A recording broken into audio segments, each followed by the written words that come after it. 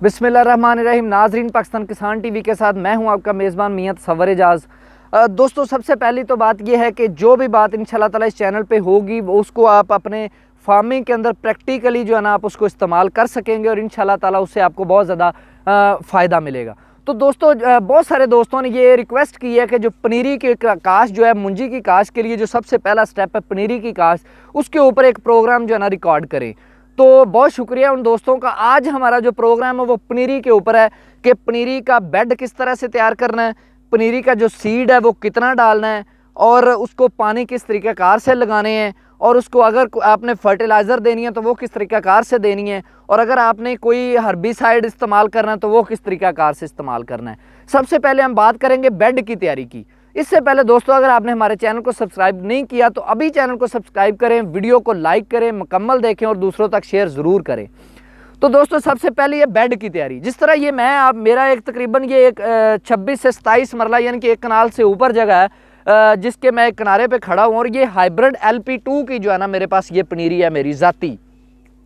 तो पनीरी के लिए बेड कैसे तैयार करना है, ये ज़रा गौर से ये बातें सुनिएगा। सबसे पहले बेड आपका बिल्कुल प्लेन होना चाहिए, बिल्कुल लेवल होना चाहिए। बेशक हमारे एरिया में तो अब ये ट्रेंड शुरू हो गया और मैंने भी ये लेज़र लेवल करवा के उसके बाद इसके ऊपर पनीरी काश्त की। सबसे पहली बात, आपकी ज़मीन जो है बिल्कुल लेवल होनी चाहिए। उसकी वजह यह है कि जब आपकी ज़मीन लेवल नहीं होगी, उसमें मुख्तलिफ जगह की ऊंची नीची जो जगह होंगी, डलवाने होंगी, आप पानी छोड़ेंगे उसको, तो जहाँ पे ज़मीन नीचे होगी यानी कि लेवल कम होगा, वहाँ पे क्या हो जाएगा, पानी जमा हो जाएगा। और जब पानी जमा हो जाएगा तो पानी जो है ना हीट से वो पौधों को ये कह लें कि हीट से जला देता है, पानी गर्म हो जाता है गर्मी में। चूँकि गर्मी में ज़ाहिर है हमने पनीरी काश्त करनी होती है, तो पानी गर्म होने की वजह से तकरीबन 30% पौधे जो है ना वो ख़त्म हो जाते हैं जहाँ पे पानी रुका रहे। ये आप तजर्बा भी कर सकते हैं अपने फील्ड के अंदर।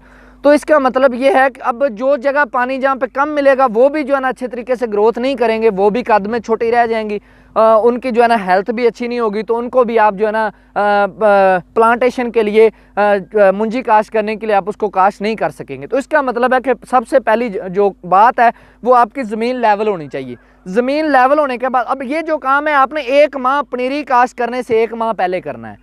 अब जगह लेवल करने के बाद आप क्या करेंगे कि उसके अंदर पानी छोड़ देंगे। ये पनीरी काश्त करने से 1 माह पहले की मैं बात कर रहा हूँ। जब उसके अंदर पानी छोड़ेंगे तो जो जड़ी बूटी उसके अंदर जड़ी बूटियाँ होंगी, जो भी चीज़ें उनके अंदर जो उगनी होंगी वो उग आएंगी। आप उसका वेट करेंगे, जड़ी बूटियाँ उग आएंगी। उसके बाद क्या करेंगे, उसके ऊपर स्प्रे करेंगे। अब स्प्रे कौन सा करेंगे, अगर आपके पास जो है ना बहुत ज़्यादा उसमें मुर्क वगैरह है तो फिर आप जो है ना वह बायर का एक स्प्रे आता है आर्क, या कोई और भी स्प्रे इस्तेमाल कर सकते हैं, किसी से भी कहें, किसी भी कंपनी का आप ले सकते हैं मुर्क को ख़त्म करने के लिए। क्योंकि मुर्क जो है ना वो एक अलहदा से इसको ख़त्म करना पड़ता है। तो मुर्क को ख़त्म करने के लिए उसको स्प्रे कर दें। अगर मुर्क ना हो या ना होने के बराबर दूसरी जो भी जड़ी बूटी होगी उसमें आप ग्रामोक्सून इस्तेमाल आपने नहीं करनी, आपने ग्लाइफोसेट इस्तेमाल करनी। चूँकि ग्रामोक्सून जो है वो पौधे को जड़ तक ख़त्म नहीं करती, ग्लाइफोसेट जो है वो पौधे को जड़ तक ख़त्म कर देगी और उसका दोबारा उगाव नहीं होगा।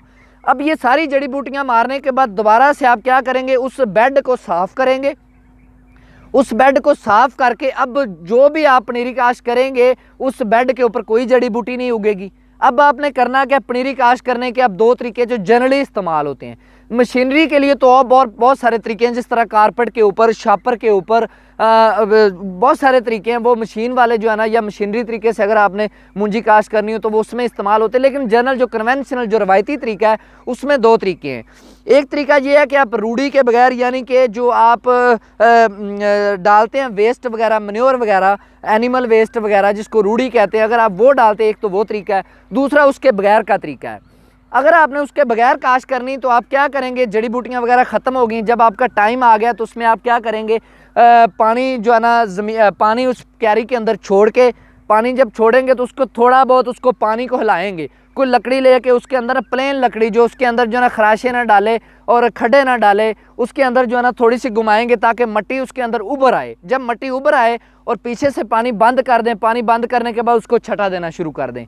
छटा जब दे देंगे उसके बाद जैसे दाने जो है मुंजी के जो चावल के दाने उसके अंदर नीचे बैठना शुरू हो जाएंगे, उनके ऊपर थोड़ी थोड़ी मिट्टी कुदरती तौर पर जो पानी के अंदर हल है वो उसके ऊपर बैठ जाएगी और मिट्टी जितनी उसको ज़रूरत है उगाव के लिए वो उसके ऊपर बैठ जाएगी। एक तो तरीकाकार ये है। दूसरा तरीकाकार ये है कि आप प्लेन के अंदर जो है ना छटा दें बीज का छटा देने के बाद उसके ऊपर पूरन का या जो गोबर है खुश्क गोबर उसका जो है ना छिड़काव करें और छिड़काव करने के बाद पानी लगा दें। दूसरा तरीकाकार ये है। अब इन दोनों तरीकों में बीज का इस्तेमाल कैसे करना है, ये जो दूसरा तरीका है जिसके अंदर आप मन्योर या खुश्क जो है ना रूढ़ी डाल रहे हैं, उसके अंदर जो बीज की आपकी शरह कम अज़ कम 1.5 किलो फी मरला होनी चाहिए, कम अज़ कम 1.5 किलो फी मरला।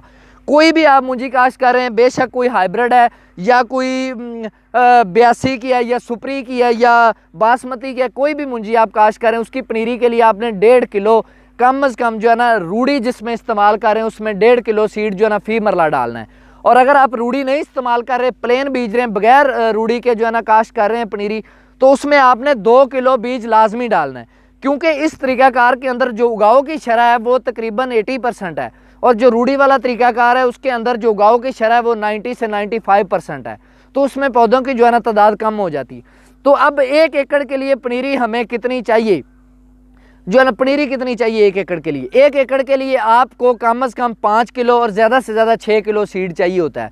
तो उस हिसाब से आप खुद अंदाज़ा लगा रहे हैं, अगर 1.5 किलो बीज डाल रहे हैं, रूढ़ी वाले तरीके से काश्त कर रहे हैं तो कितनी जगह आपने काश्त करनी है, अगर रूढ़ी वाले के बगैर तरीके से काश्त कर रहे हैं तो फिर कितनी जगह काश्त करनी है, ये आपके ऊपर है।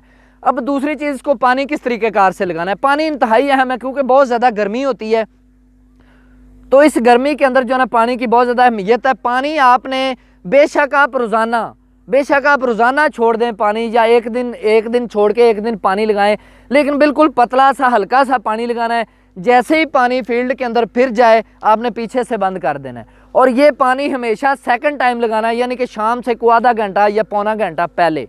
मॉर्निंग में हरगिज़ ये पानी नहीं लगाना, क्योंकि शाम को जब आप पानी लगाएंगे तो पानी इसके अंदर खड़ा नहीं होगा। जब पानी खड़ा नहीं होगा तो पानी सुबह टाइम जब अगले दिन धूप निकलेगी तो पानी गर्म भी नहीं होगा, और पानी गर्म नहीं होगा तो इसलिए क्या होगा कि पौधे जो है ना सेहतमंद रहेंगे। ये पानी का तरीकाकार, आप पानी जितने भी लगाएं कोई ऐसा मसला है, लेकिन पानी खड़ा नहीं होना चाहिए। दूसरी तरफ ये पानी का तरीकाकार है। दूसरी तरफ अगर आप आ जाएँ तो खादें और जो है ना पेस्टिसाइड वगैरह कौन कौन से आपने इस्तेमाल करने हैं। सबसे पहले इसमें हर्बिसाइड जड़ी बूटी ख़त्म करने के लिए बेस्ट तरीका मैंने आपको बता दिया। फिर भी अगर ज़रूरत हो तो आप जड़ी बूटी ख़त्म करने के लिए दवाई कहीं से भी लेकर इस्तेमाल कर सकते हैं, लेकिन वो क्या होता है कि 5 से 7 दिन पनीरी जो है ना उसकी ग्रोथ को रोक देती है, और उस रुकाव की वजह से क्या होता है कि आपकी मुंजी की फसल भी लेट भी हो सकती है, या उसमें आपकी पनीरी जो है डैमेज भी हो सकती है। तो ये मैं रिकमेंड नहीं करता कि आप हर्बिसाइड इस्तेमाल करें। आप पहले से हर्बिसाइड ग्रो करवा के उसको स्प्रे करवा के ख़त्म करें, बाद में पनीरी काश्त करें। तो अगर हम खादों की तरफ आएँ तो खादों के अंदर जो इसके लिए ज़रूरी चीज़ें हैं, सबसे पहले अगर आपने कोई जहर इस्तेमाल करना है तो वो सिर्फ एक टाइम इस्तेमाल करना है। जिस टाइम आप काश्त कर रहे हो वो 1 पाव 1 मरला के हिसाब से आपने काश्त जो है ना वो डालना है। जहर जो आप दानेदार थैली डालते हैं वो 1 पाव 1 मरला के हिसाब से आपने उसको डालना है, और दोबारा नहीं डालना। इसकी वजह ये है, दोबारा क्यों नहीं डालना, जब आप ये दोबारा नहीं डालेंगे तो क्या होगा कि इसके पनीरी के नीचे कैंचवा वगैरह या मुख्तलिफ इस तरह के ऑर्गेनिज्म जो मिट्टी के अंदर रहते हैं वो मिट्टी को नरम करते हैं, पुलान देते हैं, और उसमें पनीरी को उखाड़ना जो है ना बहुत आसान होता है। तो पनीरी हमेशा जब सख्त उखड़ेगी तो इसकी सबसे बड़ी वजह ये होगी कि आपने उसको जहर जो है ना फ्लड कर दिया है, और उस फ्लडिंग की वजह से क्या होगा कि कैंचवा और मुख्तलिफ इस तरह के जो जानदार हैं वो उसके अंदर मर चुके हैं, जो ज़मीन को नरमी फ्राहम करते हैं, जिसकी वजह से आपको पनीरी उखाड़ना आसान होती है। तो इसलिए जहर जो दोबारा हरगिज़ इस्तेमाल ना करें, जो फ्लड करने वाला जहर दानेदार जहर है।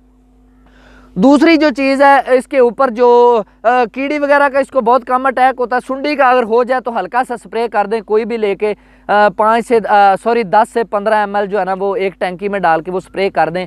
तीसरी चीज़ है खादों की। खादों के अंदर आपने जिंक जो है ना इसको ज़रूर डालना है, और जिंक जो है वो तकरीबन जो है आधा पाव जो है ना 1 मरला के हिसाब से आपने इसको डालना है। बेशक वो 2 दफ़ा करके डाल दें या 3 दफ़ा भी डाल सकते हैं।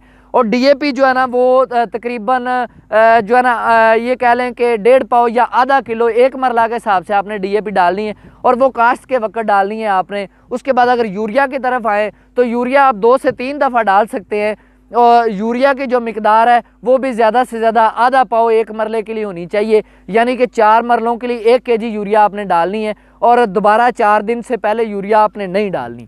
तो ये बहुत सारी अहम चीज़ें हैं जिनका अगर आप कंट्रोल करेंगे तो आपकी जो ग्रोथ भी अच्छी होगी, पनीरी सेहतमंद भी होगी। जिस तरह आप ये देख रहे हैं, ये अल्लाह का शुक्र है कि सेहतमंद पनीरी है। ये तकरीबन 26 मरले 27 मरले जगह है जो मैंने, जिसके अंदर तकरीबन 23 kg जो है ना वो 43 kg 43 kg जो है ना सीड डाला है। तो ये काफ़ी सारी चीज़ें, अगर फिर भी आपको कोई क्वेश्चन इसमें रह गया तो आप पूछ सकते हैं, कोई चीज़ रह भी सकती है। इसके साथ ही जो है ना अपने मेज़बान को इजाज़त दीजिए। किसान जिंदाबाद, पाकिस्तान पाइंदाबाद।